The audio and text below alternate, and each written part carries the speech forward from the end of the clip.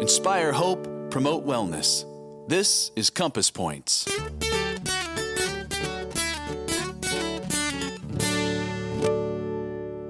Hi, this is Dr. Paul Thomlinson from Compass Health Network. On this show, I'll share ideas, hacks, tips, and skills drawn from research in the behavioral and health sciences. You can think of Compass Points as navigation assistance for the path to better health and wellness. So let's get to the Compass Point. In this episode, I want to do a couple of things in approximately 5 minutes. First, I want to communicate some truly excellent principles and ideas to live by. Things that I've found very helpful in the quest for a life well lived. And second, in sharing these things, I want to pay tribute to the late Dr. Todd Scheibel, who was an incredible mentor to me and many others in the Missouri community behavioral health world and beyond. In fact, he was a deeply impactful mentor to quite a few of my wonderful Compass colleagues and our own visionary leader and CEO, Tim Swinford. And I think and hope Tim will regard it as a compliment that I regularly see Dr. Todd Scheibel's lessons and legacy infused into his own highly effective visionary leadership today. Okay, so this episode is also a draft of a 5-minute so-called Ignite talk I'm proposing for presentation at a national conference next year. The working title is Toddisms, the Tao of Todd. Todd in 15 seconds. This is the Tao of Dr. Todd Scheibel, my dear departed mentor of 20-plus years, a clinical psychologist and visionary founding CEO of the former Burrell Behavioral Health in Springfield, Missouri, where he worked for nearly 40 years creating better lives for those we serve. We lost him in 2016. The Tao in 15 seconds. The Tao, a concept both profound and elusive, refers to the fundamental nature of the universe, often described as the way or the path. And that's just how I'm using it here. The Tao of Todd, or the way of Todd. The legacy of Todd. I think it's the desire of every human heart to leave a legacy, and Todd's is evident. I still hear his voice echoing from the minds and mouths of many who worked with him over the years, including our current visionary Compass Health Network CEO, Tim Swinford. Now on to the Toddisms. The first cornerstone of the Tao of Todd is one of two sayings inscribed in Italian granite at Burrell. In all things there is opportunity for growth. In the best of things and in the worst of things, in all things, undergirding the way of Todd is a growth mindset. The corollary inscribed in that same granite is value what you are and what you can become. That is, appreciate both your current self and your potential for growth. Embrace your unique strengths and accomplishments while also acknowledging endless possibilities for personal development. Those 3 little questions. Now, the Tao is not just inspirational philosophy, but it's also practical wisdom. Anytime I ever brought a report to Todd on anything, before he would even read it, he would ask, "Did you answer those 3 little questions?" And everyone around him knew exactly what those 3 questions were. First, what is so? This first little question has to do with whether you have clearly understood and stated the nature of reality as it exists. What's the current state of affairs as best we understand it, based on data or evidence? What is so, and how do you know? So what is the next important little question, and in answering it, you're wrestling with the meaning and potential implications of what you've found and asserted to be true.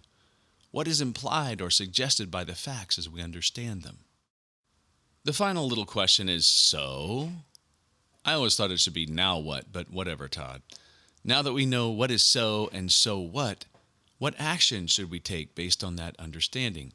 What should we then do? That's the answer to so. Another pillar of the Tao is what makes you good makes you bad.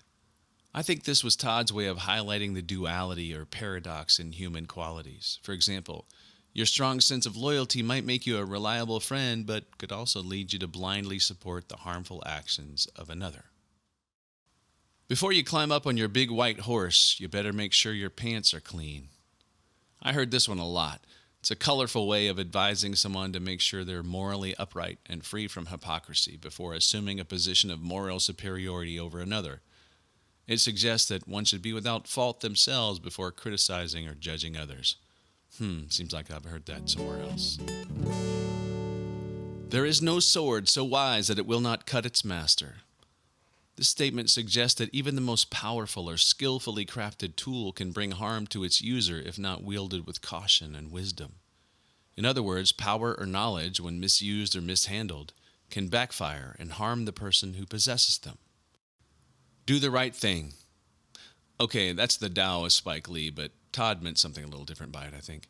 Do the right thing. Not necessarily the most popular thing, not the most expedient thing, not the most financially profitable thing. The right thing. But how? How? Well, first, be willing to work really hard to know what the right thing is. Then be willing to pay the personal price to do the right thing. And finally, be vigilant every single day for the possibility that you got it wrong.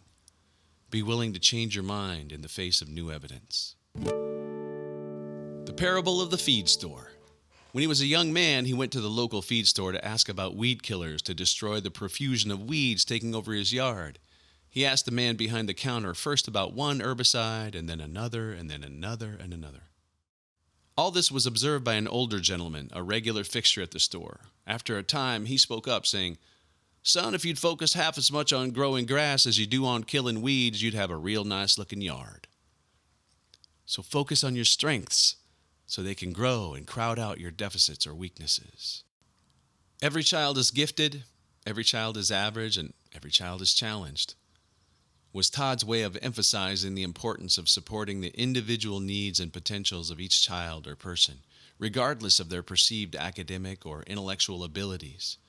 It also points to the importance of personalized treatment and education. We should treat ourselves as if we had complete free will, but treat others as if they did not. That is, we should acknowledge our agency and autonomy by holding ourselves accountable for our choices, but with others, recognize the huge role external influences play in their choices and behaviors. This is the way of more understanding and compassion, I think. The last Toddism I'll share is one I likely heard most of all. Don't screw up, which he would invariably say before a big meeting or presentation. It was his lighthearted way of encouraging you to do your best. But if you did screw up, he also had your back. He didn't require perfection, just honesty and integrity. In closing, I think the best way to honor those who have left us is to continue to be what they were to us.